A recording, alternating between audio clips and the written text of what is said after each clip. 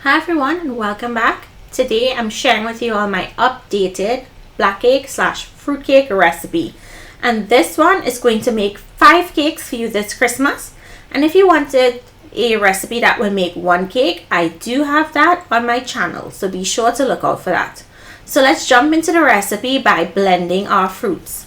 Now my fruits were already soaked and I soaked my fruits in red wine. If you're out here and you cannot get cherry brandy, a sweet red wine works really great for this, or you can use like a Malta or maybe a Shandy sorrel. That's really good also. So I'm blending 2 sets of fruits. I went in with the first set and blended it really fine, and the second set I blended it a little more chunky. Now when you're blending your fruits, blend it at the consistency that you would like. So I'm just going to give these 2 a mix just to incorporate and set that aside. Now let's cream our butter and sugar. Now I'm using a very little amount of sugar here, and to be honest, if you wanted to omit the sugar in this recipe you can, because there is a lot of sweetness in those fruits. Now when you already cream the butter and sugar, you're going to start adding in your eggs one at a time and mixing after each addition.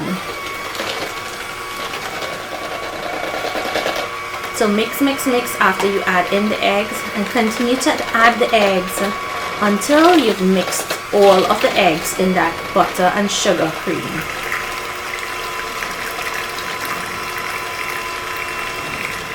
Now I'm going to go in with vanilla essence or vanilla extract. You could use mixed essence, almond essence, whatever you like. Feel free to use that. And I'm also going in with some Angostura orange bitters just to cut some of the freshness of the egg. Usually you would put like a piece of orange peel in here, but the bitters works really great. Now we're going to add by adding in some freshly grated nutmeg. I always love to grate my nutmeg fresh. And here I'm going to add in cake spice. If you can't find cake spice, you can use cinnamon, some more nutmeg, a pinch of clove, and it flavors the batter really lovely.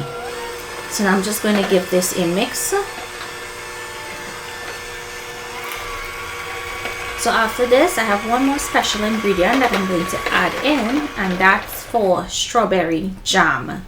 You all can use guava jam here also, or raspberry jam. Any type of jam is going to work really great in this recipe.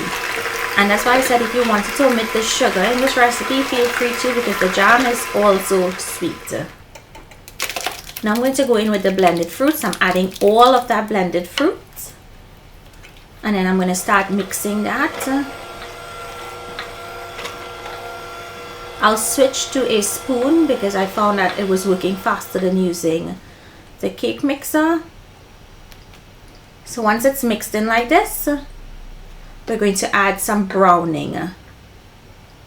Now the cake already, that batter already has a nice brown color, so we just need it to be a little darker.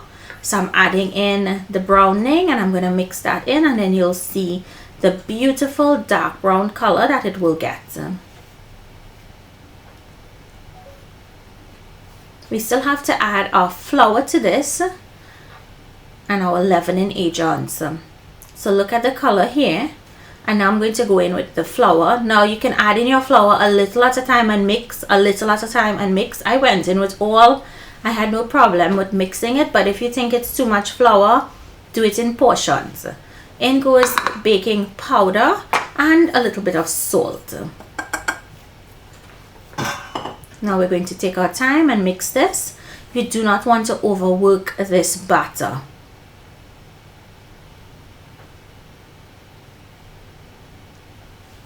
So keep mixing until it all comes together. You would need a little bit of assistance. If your hubby is home, call him, let him help you mix this, because this is a really big batch.